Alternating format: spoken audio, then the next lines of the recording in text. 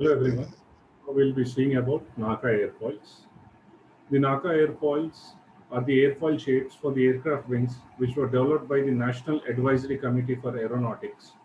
The shape of the NACA airfoils is described using a series of digits following the word NACA. In the early NACA airfoil series were to have 4-digit, 5-digit airfoils, and later they went to describe about 6-digit airfoil. This 4-digit, 5-digit airfoil will represent the camber, which is the curvature of the airfoil, mean line, which is geometric center line of the airfoil, as well as the thickness distribution along the length of the chord. NACA 4-digit series. The first family of airfoils designed using this approach became to known as NACA 4-digit series. The first digit specifies the maximum camber in percentage of chord. The second digit indicates the position of maximum camber in tenths of chord, and the last two digits provide the number thickness, provides the maximum thickness of the airfoil in percentage of chord. For example, NACA 2415.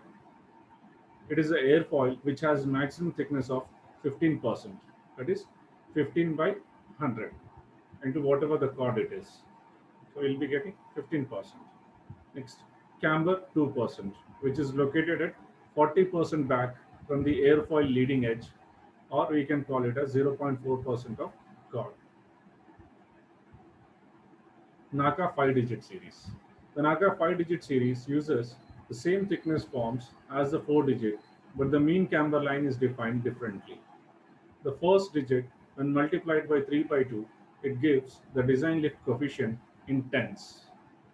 The next two digits, when divided by 2, gives the position of the maximum camber in tenths of chord.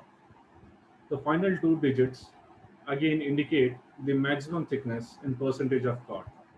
Example, NACA 23012, which has a maximum thickness of 12%, a design lift coefficient of 0.3, and a maximum camber located 15% back from the leading edge. NACA 6 series. One of the more common examples is the NACA 641-212A 0.6.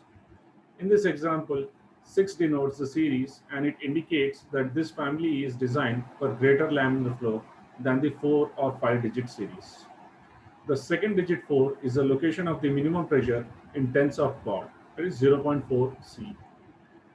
The subscript 1 indicates that the low drag is maintained at lift coefficient 0.1 above and below the design lift coefficient 0.2, which is specified by the first digit after the dash in tenths. The final two digits specify the thickness in percentage of chord 12%. The fraction specified by A equals to 0.6 indicates the percentage of airfoil chord over which the pressure distribution on the airfoil is uniform and 60% chord in this case. Laminar flow airfoil. If we see this figure, this P minus P infinity by half rho V square is representing Cp, and this 0 to 1 is a chord length x by C. Here for laminar airfoil, we see the point of maximum thickness is at the center of the airfoil and minimum pressure is near to the trailing edge. So we see here the pressure tends to decrease as it is coming to the center, and after it passes to the minimum pressure, slowly due to flow separation the pressure increases. This is in the case of laminar flow airfoil. So here from the figure we can say that the laminar flow airfoil has its maximum thickness near the middle of the airfoil. In the laminar flow airfoil, the minimum pressure occurs near the trailing edge and there is a long stretch of decreasing pressure from the leading edge to the point of minimum pressure. Laminar boundary layers are encouraged by such decreasing pressure distributions. As the pressure decreases, we'll be having a laminar boundary layer. That's the reason why most of the airplanes are now designed with laminar airfoils. Hence, the laminar airfoil can be used in long regions of laminar flow, which is benefiting from reducing this confliction drag. Standard airfoils. This is the standard airfoil curve, and again on y-axis we have our Cp, which is denoted by P minus P infinity upon half rho V square, where P infinity is your local pressure, V infinity is your local velocity, P infinity is free stream velocity, and V infinity is free stream velocity, P infinity is free stream pressure. And from this figure, we can say that the minimum pressure is occurring near to the leading edge, and the point of maximum pressure is almost near to the center. It is not at the center, but it is almost center, or we can say it is at the 40% of the chord.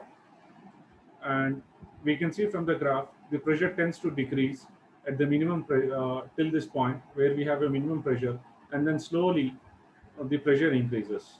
And there are the chances the flow separation may take place early here, because this is the maximum thickness here, and this is the minimum pressure. As it is going forward, it will separate due to boundary layer separation.